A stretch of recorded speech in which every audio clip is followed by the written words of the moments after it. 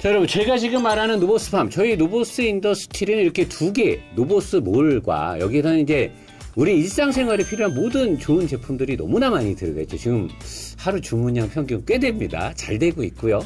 그리고 노보스팜은 음식이나 건강약품을 파는 곳이에요. 여기 들어가 보시면 프로틴 워터, 프로플렉스 요 두 개가 이제 좀 집중적으로, 프로틴 워터는 운동하는 사람들이 먹었을 때 좋은 그런 성분들이 있는 단백질 워터거든요. 여기도 있어요.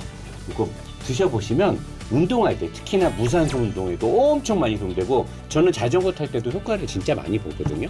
그리고 이제 여기 프로플렉스 요건데, 요거는 사실 저는 아직까지는 뚜껑이 조금 남아있어서, 근데 우리 뚜껑이 날아간 브라더분들 중에 이런 약 많이 드시잖아요. 이게 날아가기 시작하면 뭐 새로 자라게 하고 힘있게. 근데 그게 남성 호르몬에 미세하게 영향을 줘서 이제 이게 꼬무룩하고 뭐 이런 부작용이 있잖아요. 근데 얘는 그게 없어요.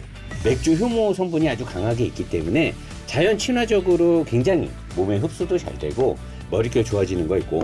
근데 여기 보시면 이제 더바론, 요거 뭐 난리 났죠. 이번에 이제 요거 이미지가 노사장의 캐리커처로 바뀌게 되는데, 우리 또 이게 많은 또 젊은 친구들, 또 중년의 부부부터 해갖고 없던 안 생기던 막 셋째가 생기고 지금 난리가 났다는데, 사실은 건강보조식품인데 아르기닌이나 아연, 마카 등이 주성분인데 그 조금 있는 야관문 성분하고 뭔가가 무슨 희한한 부작용이 일어나갖고 막 난리가 난대요. 막 아침마다 빤스 찢어지고 난리가 난답니다. 근데 여기 있는 것들이 이제 가족분들 같이 드실 수 있게 콜라겐하고 유산균도 있는데, 요건 이제 와이프분이 드시면 되고 본인도 유산균을 먹으면 장은 좋은 건데, 애들을 또 무시하면 안 되잖아. 우리 애 아빠들 많잖아. 여기 있는 상아제약 거 요거 멀티비타민하고 유산균 키즈톡도 이게요, 성분은 시중에 있는 것보다 훨씬 좋으면서 가격도 저렴한데 아이들이 안 먹으려고 하는 거를 먹기 좋게끔 맛이 좋아요. 우리 그 톡톡 터지는 입에 넣는 거 있죠, 어른들이 먹는 거. 그런 맛이라서 맛이 좋아가지고 엄청 잘 나가고 있거든요. 그리고 이 상아제약에서 나오는 이 제품은 이미 다른 시장에서, 다른 몰에서 가격이 비싸요. 우리 모두 진짜 싸게 파는. 왜? 노사장이 마진을 안 먹으니까. 어디에 들어가면 된다? 노보스 여기 팜에 들어가면 일단은 노코멘트는 무조건 사야 돼요. 얘는. 그리고 뚜껑이 날아간 브라더들 사야 되고, 이거 프로플렉스. 운동하시는 분들 프로틴 워터 드셔야 되고, 아이들이 있는 아빠들, 엄마들 요거 사면 됩니다. 가시죠.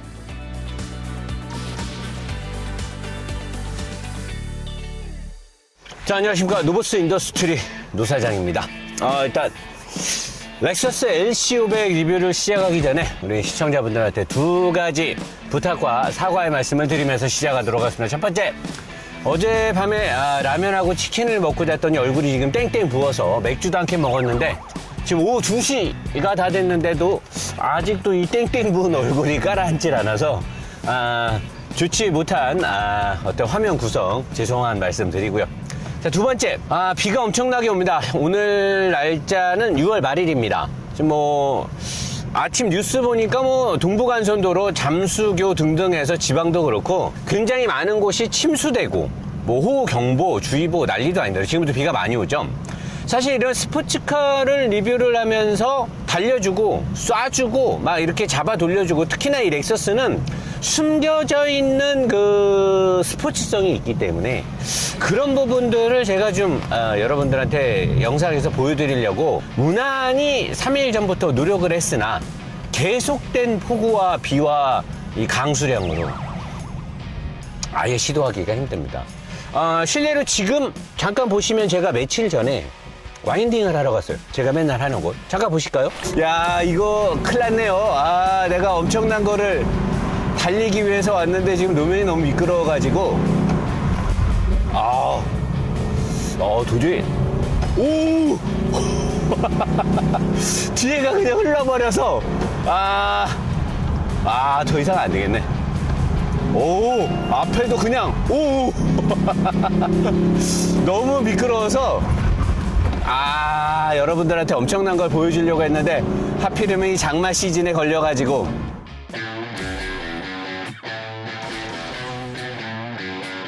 L&T 모터스 우리 차장님, 우리 이사님, 관계자분들, 노사장한테 선물 주셔야 되는 거 아닙니까? 본편 촬영을 3번째 하고 있습니다. 어제 그렇게 비가 많이 왔는데 오늘 차 반납하려고 세차까지 다 했는데 갑자기 날씨가 맑아졌어요. 쏩니다.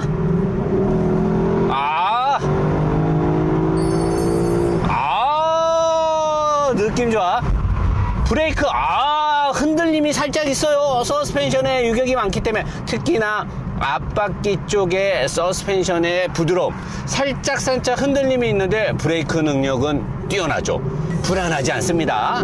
다시 쭉 달리면 엔진이 그렇게 뭐 스프린트하게 하진 않지만 요즘에 이 트윈 터보 엔진의 엄청난 그런 차들하고 비교하기엔 좀 부족함이 있지만 예전의 향수를 이 느낌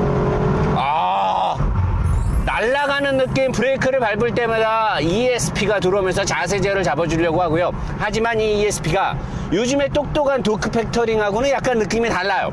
근데 이 느낌이 너무 좋은 거죠. 예전에 차들 쏘면서 재미를 즐겼던 분들 이 차 타면 노 사장이 무슨 말 하는지 단박에 아실 겁니다. 이것 봐라. 느낌. 중량이 2톤 가까이 하기 때문에 상당히 무거운데도 불구하고 그래서 그때는 좀 기름을 먹지. 근데도 연비는 계속 5.7하고 6.2 사이를 왔다리 갔다리 하면서 나옵니다. 연비는 뭐 그렇게 좋지도 않지만 그렇다고 폭망하는 연비는 아니고요. 자, 이제 차들이 좀 없어지는 데 가면 아직은 타이어가 데펴지진 않았을 거예요. 제가 시동 걸고 나온 지 얼마 안 됐기 때문에. 엔진의 수온은 지금 적정량이 올라가 있는데 외기 온도는 현재 29도를 찍고 있고요. 배기음. 이 배기음이요, 경박스럽지 않으면서 중후하면서 되게 마음에 들어요. 예전에 마세라티 그 꽈뚜로포르테 GTS나 이런 애들 배기음 좋게 나온 거를 탈 때나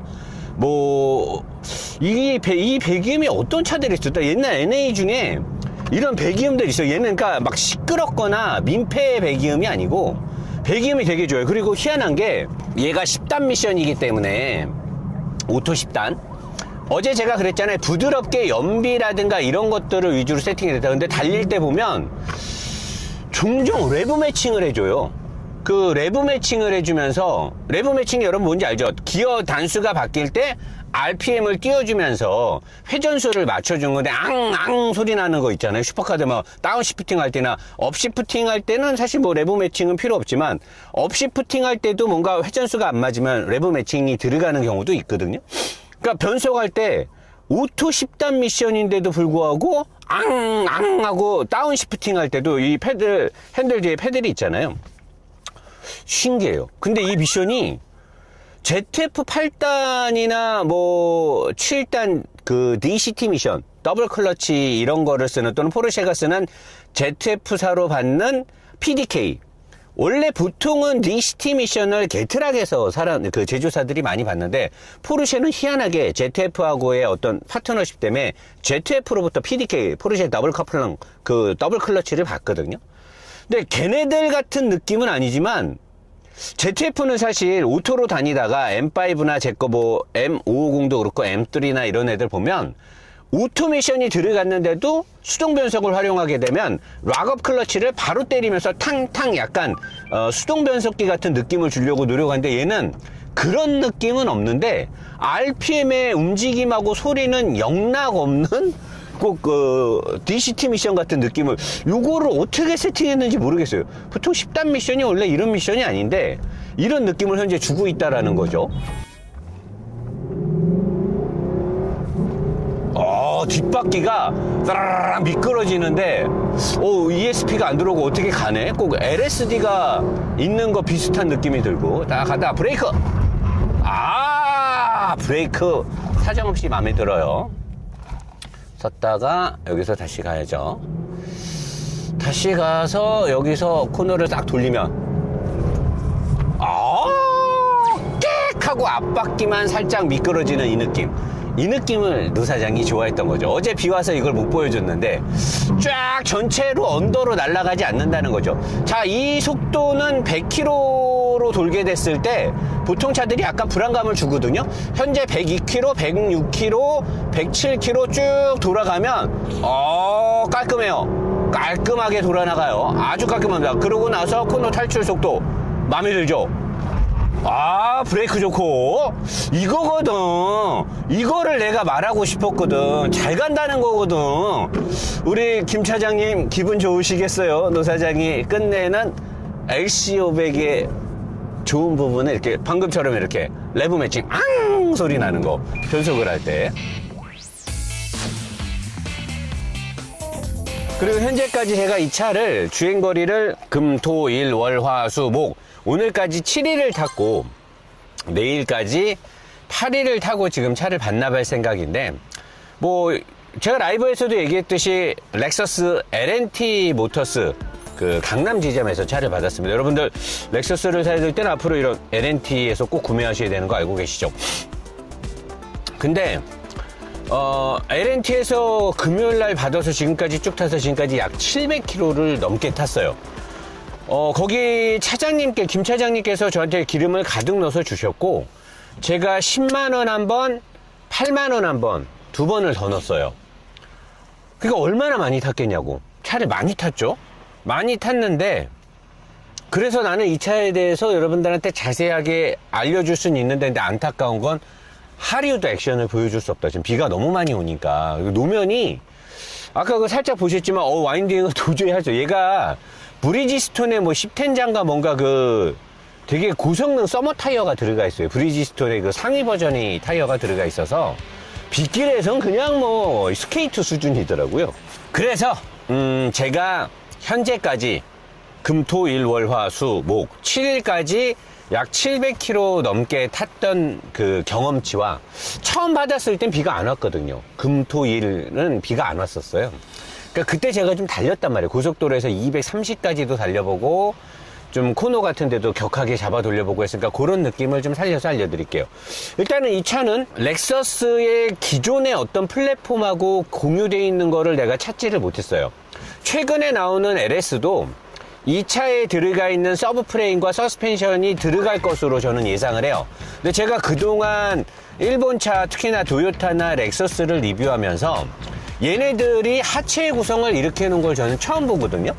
항상 스틸로 싸게 예전 거 플랫폼을 그대로 썼는데 굉장히 새로운 것들로 새로 만들어졌고, 이는 곧 도요타 렉서스의 슈퍼카였던 LFA에서 계승이 된 거일 수도 있고, 아니면 렉서스 측에서 이제 자기네들이 이런 고급 디비전을 위해서 또는 새로 나오는 LS를 위해서 새로 만들었을 수도 있죠.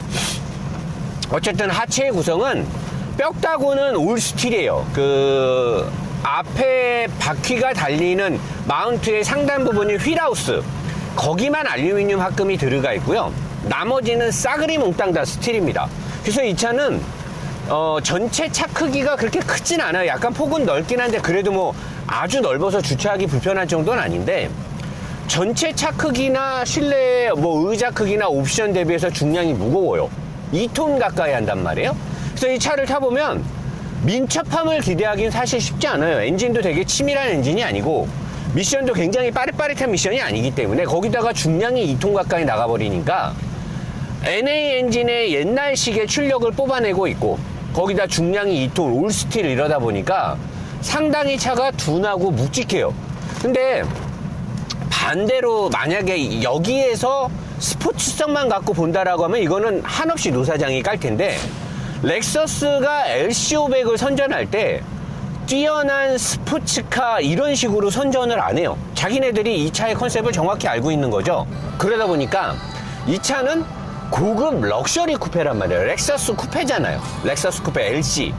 그러다 보니까 중량이 나가서 약간 깔고 가는 그 고급진 느낌, 묵직하게 나가는 느낌이 옛날 벤츠의 CL 500, 600, 벤츠의 SL, 뭐 벤틀리 이런 느낌이란 말이에요. 그러니까 얘가 지금 가는 이 느낌이, 이게 뭐 스포츠하지 않다, 마력이 많이 쏟아져 나오지 않는다, 뭐 엄청나게 칼같이 움직이지 않는다를 까기에는 얘네들의 컨셉이 M이나 포르쉐랑 대항할 생각이 아예 없음을 느낄 수가 있거든요. 그렇게 보면은 이 차를 스포츠성으로 내가 M4나 911을 평가하듯이 평가한다는 것 자체가 되게 잘못된 기준점이 되는 거죠. 일반적인 럭셔리 쿠페를 기준으로 차를 본다라고 하면, 일단 럭셔리 쿠페를 보면 사람들은 처음에 브랜드 밸류를 봐요. 브랜드 밸류를 보고, 디자인을 보고 실내 옵션을 봅니다. 그리고 항속 능력이나 승차감 등을 보게 된단 말이에요, 사람들이. 자, 렉서스는 우리나라에서는 반일 감정 때문에 굉장히 좋은 브랜드 밸류 이미지를 갖고 있진 않아요. 뭐 차를 좋아하고 장고장이 없는 사람들의 많이 사고 있는데, 미국이나 이런 데서는 고급차의 브랜드 밸류를 갖고 있단 말이에요. 그러니까 얘네가 그런 브랜드 밸류에 실내 인테리어는 거의 뭐 죽었다. 끝장나죠. 이 세뭉, 이 느낌, 이 모래 색깔 황토방 에디션, 이게 내가 옛날에 중고차 장사를 했었잖아요, 10년 전에. 그때 제가 슈퍼카나 이런 것들을 중점적으로 했었는데, 그때 당시에 벤틀리의 브루클랜드, 아르나지, 뮬산, 마세라티 꽈트로포르테의 상위 버전, 뭐 이런 애들이 썼던 이 인테리어 컬러랑 가죽이랑 이 세무를 썼단 말이에요. 그러니까 이 차를 딱 타면 옛날에 고급차를 탔던 사람들은 무조건 마음에 들어요. 오, 렉서스가 이 정도야? 아니 1억 중반이 살짝 넘는 차가 이 정도의 인테리어를 갖고 있어? 뻑 가는 거죠. 뻑 가는 거 인테리어. 그리고 외관은 지금 이 사진을 보세요. 외관은요, 요 근래에 나오는 차들이 안전규제나 에어로다이나믹이나 이런 것들 때문에 약간 둥글둥글하고 차가 두껍잖아요. 얘는 외관 디자인은요, 그냥 2000년대 초반에 나오는 오리지널 스포츠카 디자인이에요. 옆에 라인 쏙 들어간 것부터 트렁크 리드, C필러 떨어지는 각도, 그 다음에 뒷범퍼 쪽, 앞범퍼, 앞에 모양, 휀다, 디자인 하나만큼은 지금 나오는 웬만한 포르쉐 옆에 세워놔도 아마 얘가 더 이쁘다는 사람들이 많을 거예요. 제가 몇몇 여자분들이 이 차를 직접 가까이서 보고 옆에 타보고 하면서 하는 말 다, 와 오빠 디자인 하나, 노사장님 디자인 하나는, 실내 고급짐 하나는 진짜 끝내줍니다. 다 그렇게 얘기를 하더라고요. 그러니까 그런 부분에서는 완전히 끝장나는 거고. 자, 다시 아까 구조적인 얘기에 들어가서, 그러면 스틸이 되게 많어. 안 좋은 거 아닙니까? 안 좋죠. 요즘에 나오는 2급의 정도 되는 차들을 만드는 회사들이 알루미늄 합금을 이렇게 안 쓰는 경우는 거의 드물단 말이에요. 온 뼈다구가 싹 다 스틸이에요. 그 휠하우스를 빼고는 싹 다 스틸인데, 근데 더 신기한 건 뭐냐면, 얘가 중량이 지금 2톤이잖아요. 2톤에 다다르 1980kg인가 그런단 말이야. 2톤이야, 2톤. 싹 다 스틸이잖아요. 차 납작하단 말이야. 얼마나 무거운 게 밑에 낮게 깔려 있겠어. 근데 이게 되게 신기한 게 뭐냐면요, 내가 스포츠카를 얘기할 때 앞뒤의 무게 배분 되게 중요해요. 웨이트 디스트리뷰션, 앞뒤의 무게 배분이 몇 대 몇이냐 중요하다 그랬잖아요. 그리고 중요한 거 뭐야? 저중심 설계. 얼마만큼 무거운 것들을 아래로 깔고 저중심 설계를 했냐라는 건데, 얘가요 올 스틸이잖아, 무겁잖아. 근데 이 A필러나 이 C필러 같은 데가 알루미늄이에요. 위에를 가볍게 했고 천장이 카본이에요. BMW M3나 M8이나 얘네들이 쓰는 천장과 지붕을 가볍게 하기 위한 기술들이 싹 들어갔어요. 포르쉐도 완전히 고성능 디비전으로 가면 지붕이 카본이거든요. 그 뭐 GT2나 이런 것들 보면. 그러니까 그런 걸 보면서 이게 도대체 무슨 조합일까? 아니, 전체 중량을, 이런 스포츠카를 2톤이, 또 사실 뭐 좀 큰 스포츠카들 뭐 M8이나 이런 것들 2톤 가까이 해요. 차가 크니까.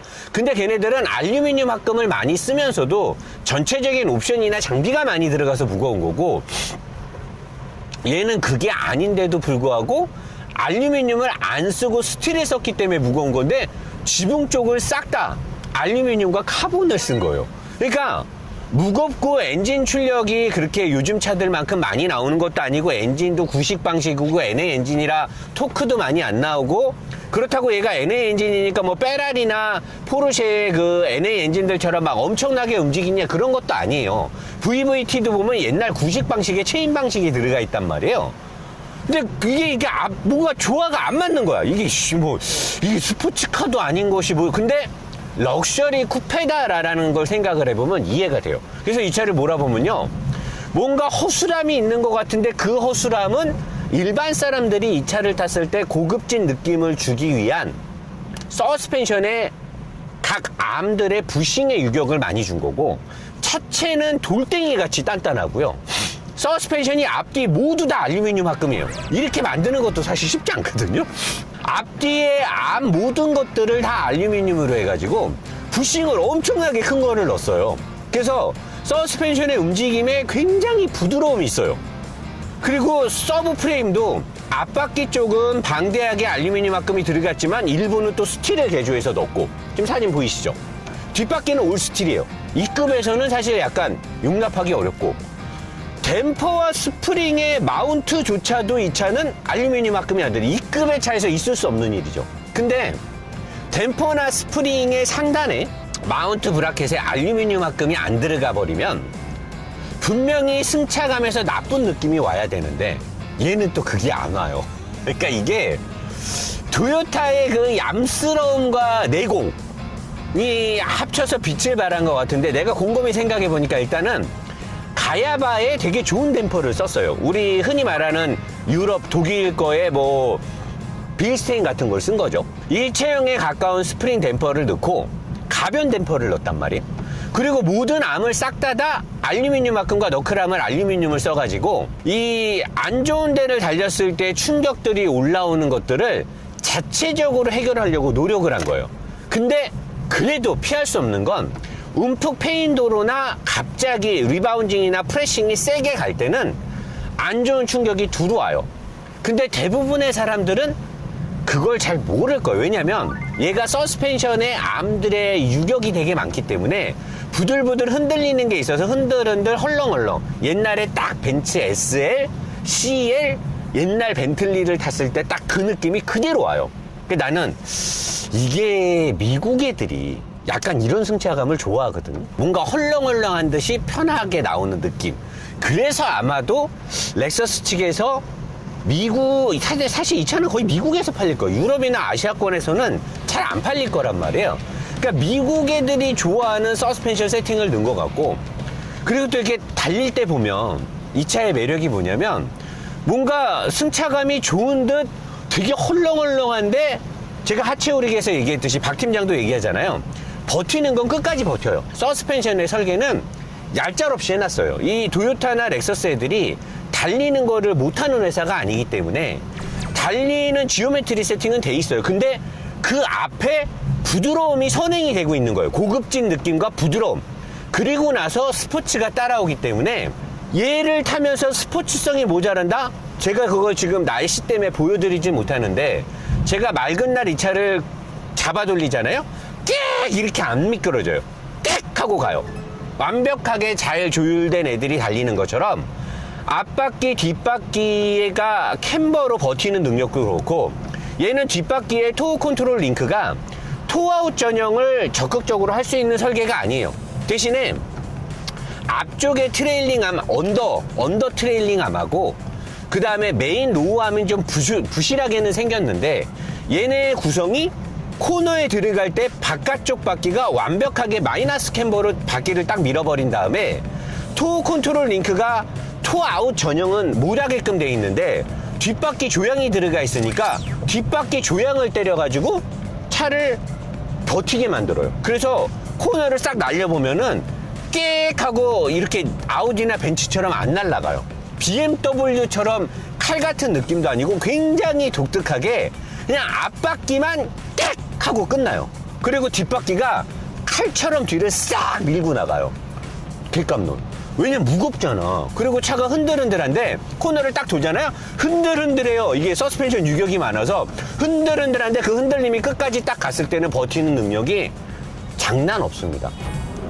자, 지금도 제가 이 지금 수막 현상이 엄청나게 심하게 생기고 있는 이 도로가 완전히 다 젖어갖고 좀 달리면 차가 흔들흔들한단 말이야. 이게 타이어가 미끄러지는 게 아니라 그 위가, 왜냐면 서스펜션에 부싱들을 되게 부드럽게 해놓고 얘는 필로볼이 하나도 안 들어갔어요. 보통의 2급의 스포츠카를 만들면 뒷바퀴 쪽에 메인 로우암이 됐던 어디는 필로볼을 넣어서 움직임에 제한을 준단 말이에요. 그래서 약간 뻑뻑하고 단단하고 단단한 느낌을 운전자들이 느끼는, 얘는 그런 느낌을 안 줘요. 그러니까 조수석에 탄 사람들은 조수석에 누군가가 탔어. 뭐 여자친구가 타든 마누라가 타든 뭐 부모님이 타든 너무나 좋아하죠. 옆 사람. 근데 운전자는 뭔가 달리면서 지금 이렇게 달리면 뭔가 이렇게 달릴 때 뭔가 약간 흔들흔들 하는 이 느낌. 근데 이거를 부드러운 승차감이나 고급진 느낌을 좋아하는 사람들은 이 느낌을 되게 좋아할 거예요. 근데 누사장처럼 치밀하게 움직이는 걸 좋아하는 사람은 이걸 싫어하겠죠. 그리고 제가 라이브를 할 때 여러분들한테 좀 RPM을 높게 쏘면서 지금 라이브의 일부 장면 한번 보여드릴까요? 달릴 때 이노스 NA 엔진에서 뿜어져 나오는 이 소리. 배기음이 엄청납니다. 얘는요 NA 엔진이기 때문에 따로 배압을 맞출 필요가 없죠. 그리고 배압 라인이 되게 얇잖아요. 두껍지가 않아요. 그래서 뒤쪽에 소음기 쪽으로 가는 바로 앞단에 두 개의 이게 개폐를 시키는, 그러니까 배압을 맞춰주기 위한 플랩이 아니라 가변으로 열리는, 마세라티가 특히나 좋아하는 완벽한 배기의 쌍하모니를 만들기 위한 특별한 장치가 들어가 있어요. 그래서 배기음이 요즘 차들 같지 않게 엄청나게 아름다운 배기음이 나요. 처음에 시동 걸, 냉간 상태 시동 걸 때나 가속을 할 때 엄청난 배기음이 아름답게 나오고, 계기판에 에코라는 불이 들어오거나 달리면서 연비를 아끼기 위해서 휴먼 실린더 기능을 가동할 때는 아예 아무 소리가 안 납니다. 배기 소리 안 나고요, 엔진 소리 안 나고요, 미션 소리 안 나고요. 그냥 하체 쪽에서 노면에 대한 소음만 들어올 뿐 전기차처럼 또 주행을 해버려요. 나는 그런 것도, 야, 이 급의 차를 만들면서 이런 노력을 하는 것도 참 대단하다 라는 생각이 드는 거고, 그리고 이제 주행을 할 때 여러분들이 이 차를 살까 말까 망설인다라고 하면 엔진과 미션과 주행에서 어떤 차이가 나냐, 그거는 이번에 이 LC500도 사람들이 관심이 있으니까, 일단 누사장 노보스 인더스트리는 대기업으로부터 자유롭고 싶기 때문에 자체적으로 자생력으로 운영이 되기 때문에 노보스몰에 쇼핑몰을 운영해서 돈을 벌지 않습니까? 자, 오늘은 노보스팜에 있는 건강식품들 뭐가 있는지, 노보스팜입니다. 노보스팜에 대한 설명 한번 듣고 2부로 가서 자세한 내용 설명하도록 하겠습니다.